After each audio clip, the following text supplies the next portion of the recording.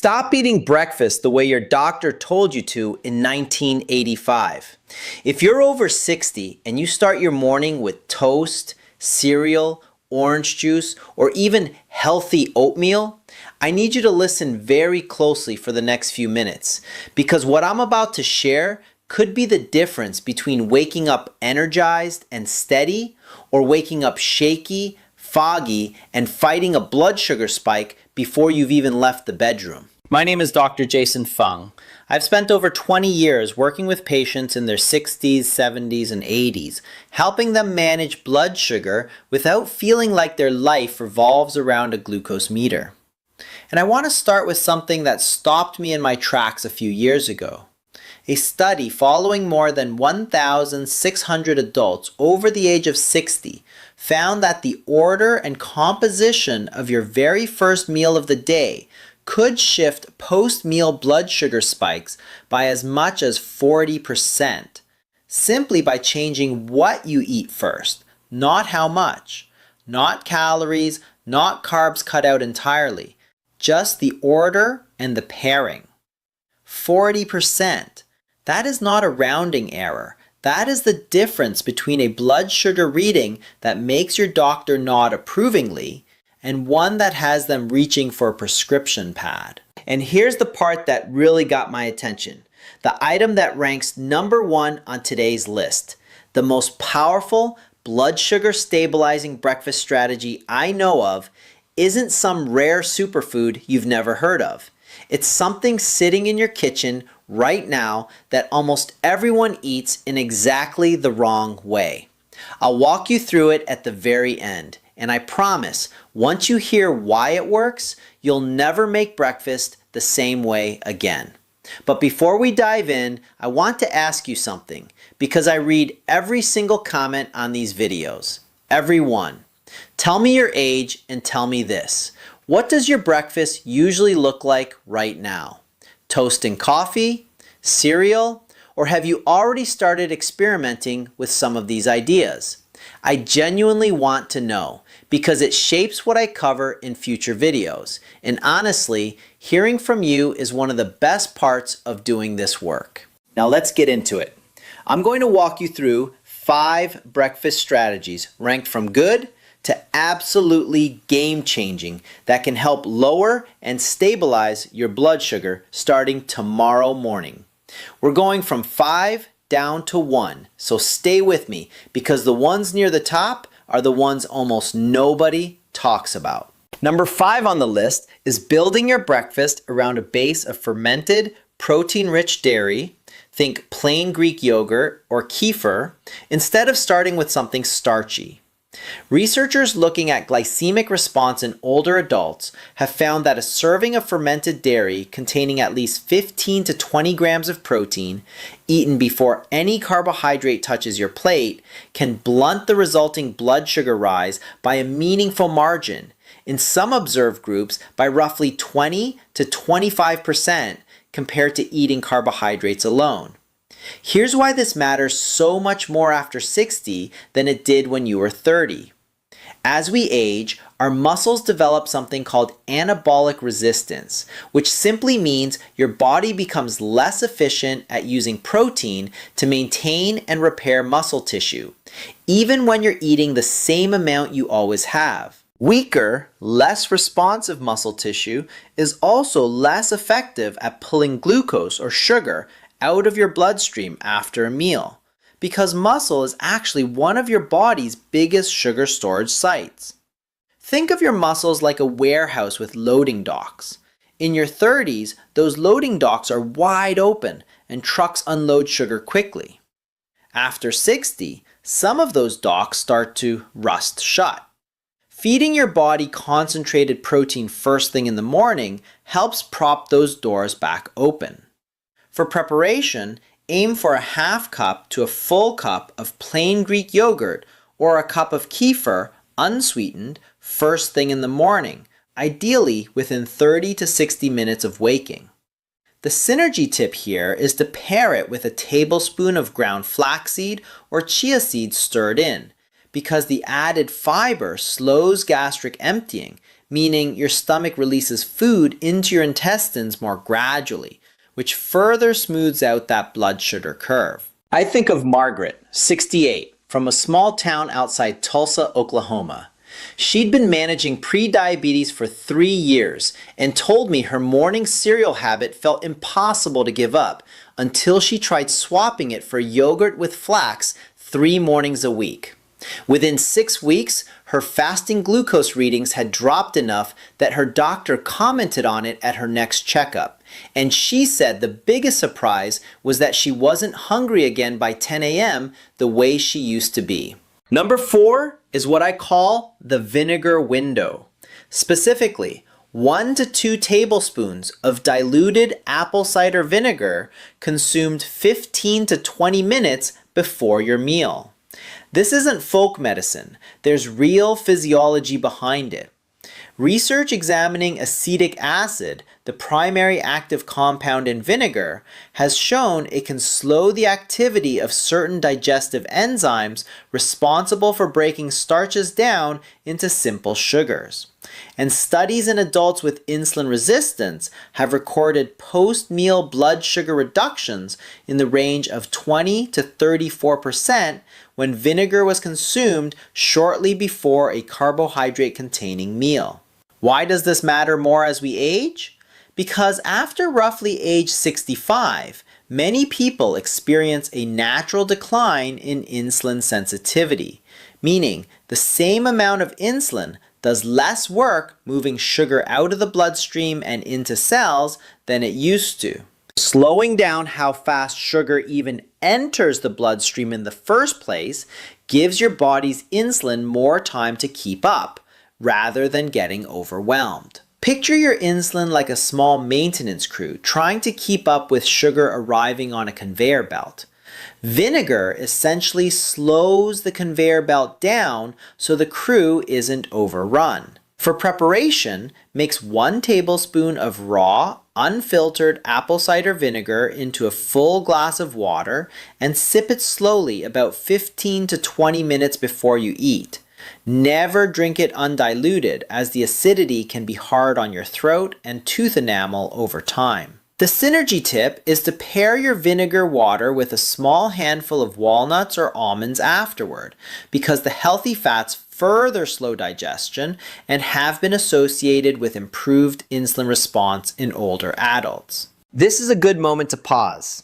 If this information feels new and useful to you, and I hope it does, please take 2 seconds to hit that subscribe button and give this video a like. It genuinely helps this channel reach more people just like you. People who are trying to take real control of their health without relying on more and more medication. It costs you nothing and it means everything to this channel. Now, let's keep going because the next 3 items are where things get really interesting. Number 3 is protein first eating order. And this one surprises almost everyone I explain it to. This is different from item 5 because it's not about what you eat. It's about the sequence in which you eat it, even within the same meal.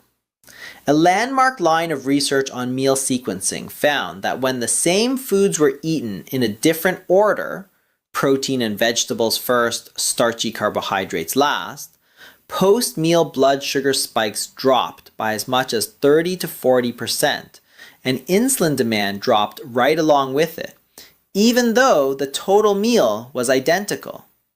Same eggs, same toast, same fruit, just eaten in a different order. Why does sequencing matter so much for older bodies specifically? It comes down to something called gastric emptying rate, which is how quickly food leaves your stomach and enters your small intestine, where sugar actually gets absorbed into the blood. Protein and fiber-rich foods slow that emptying process, so when they're eaten first, they form a kind of buffer, gently coating the digestive tract and slowing the entry of any sugar that follows. Think of it like sending a slow-moving lead car onto the highway ahead of a fast car. It naturally controls the pace of everything behind it. For practical application, this couldn't be simpler. If your breakfast includes eggs, a piece of fruit, and toast, eat the eggs first, then the fruit, and eat the toast last, even if it's just 2 or 3 minutes apart. The synergy tip is to add a source of healthy fat, like a few slices of avocado, to whatever you eat first, because fat further slows gastric emptying and has been shown to enhance the entire effect. I want to tell you about Harold, 74, from a suburb outside Phoenix, Arizona. Harold had been on the edge of a type 2 diabetes diagnosis for over a year. He didn't want to change what he ate. He loved his eggs and toast. So instead, we simply changed the order. Eggs first, fruit second, toast last, every single morning. At his 3-month follow-up, his A1C, which is a blood test that reflects your average blood sugar over roughly 3 months, had improved enough that his doctor pushed his diagnosis conversation back entirely. Same food, different order. That's the power of this one. Number 2, and this is one very few people talk about, is what I call strategic breakfast delay, sometimes referred to as a compressed eating window. This does not mean skipping breakfast entirely, and I want to be very clear about that, because for many older adults, skipping meals can actually backfire and cause worse blood sugar swings later in the day. What I'm talking about is simply pushing your first meal 60 to 90 minutes later than you currently eat it, giving your body a longer overnight fasting window before it has to process any incoming sugar. Research tracking metabolic markers in adults who extended their overnight fast to 12 to 14 hours found improvements in fasting insulin sensitivity of up to 20% within just a few weeks, without any other dietary changes at all. Here's the aging-specific piece that makes this so important. Mitochondria, which are the tiny structures inside your cells responsible for turning food into usable energy, naturally become less efficient with age, sometimes losing up to 30% of their function by your 70s. Less efficient mitochondria struggle more to process sugar quickly, especially early in the morning when cortisol, your natural wake-up hormone, is already elevated and independently raising blood sugar on its own. Giving your body a slightly longer overnight window before that first bite gives your mitochondria more time to catch up and clear residual sugar from the night before. So you're not stacking a new sugar load on top of one that hasn't been cleared yet. Think of it like giving a slow dishwasher an extra cycle to finish before you load in more dirty dishes. For practical application, if you currently eat breakfast at 7 a.m., try shifting it to 8:15 or 8:30 and use that extra time for a short walk, some water, or your morning coffee, black or with a splash of milk, but nothing sweet. The synergy tip is to pair this delayed breakfast with a short 10-minute walk beforehand, because light movement further improves how efficiently your muscles absorb glucose once you do eat. Which brings us to number 1, the most powerful strategy on this entire list, and the one I promise to come back to. It's not a supplement, it's not an exotic ingredient, it's fiber first eating. Specifically, consuming a substantial dose of soluble fiber as the very first thing you eat in the morning, before anything else touches your plate. I'm talking about something like a tablespoon and a half of psyllium husk stirred into water, or a generous serving of chia seeds soaked overnight, or even a large portion of cooked oat bran eaten completely on its own before any other food.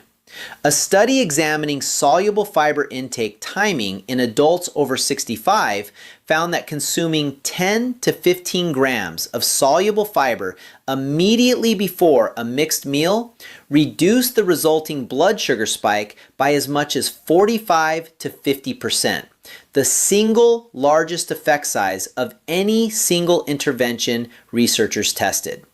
Why does this work so dramatically, and why especially for aging bodies? Soluble fiber absorbs water and forms a thick gel-like substance in your digestive tract. This gel physically slows the movement of sugar molecules toward the intestinal wall, where they'd otherwise be absorbed quickly into your bloodstream. As we age, and particularly after 70, the intestinal lining itself becomes more permeable, and sugar absorption can actually become faster and less regulated than it was in your younger years, a lesser known aspect of the aging gut. That thick fiber gel acts almost like a physical filter, or think of it like pouring water through a wet sponge instead of directly into an open pipe. It dramatically slows how quickly everything gets through. For preparation, stir 1 to 1.5 tablespoons of psyllium husk powder into a full glass of water.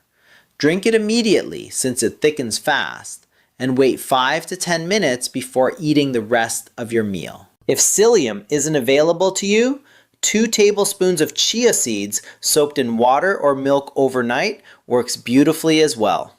The synergy tip, and this is important, is to follow your fiber with a source of protein rather than pure carbohydrate, because the combination of fiber's slowing effect and protein's blunting effect together produce the strongest results researchers observed, far more powerful than either one alone.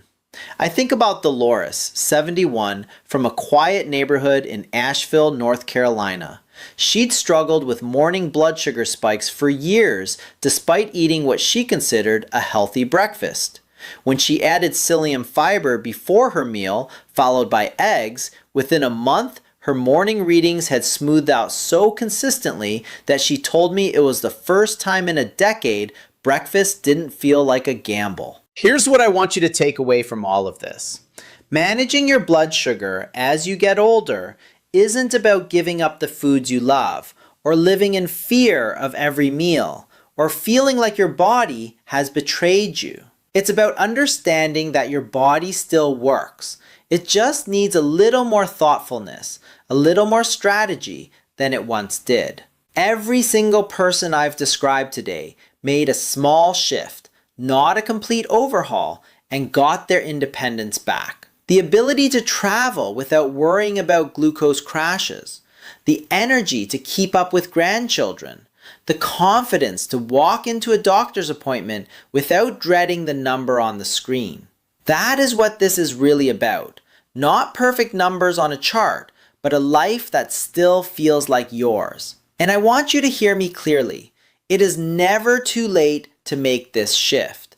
Not at 65, not at 75, not at 85. Your body is still listening, and it still responds, sometimes faster than you'd expect. If this video helped you even a little, please subscribe so you don't miss what I cover next, and hit that like button. It truly helps more people find this information. And I'd love to know in the comments below, which one of these 5 are you going to try first thing tomorrow morning? I read every single comment, so tell me, and I'll see you in the next video.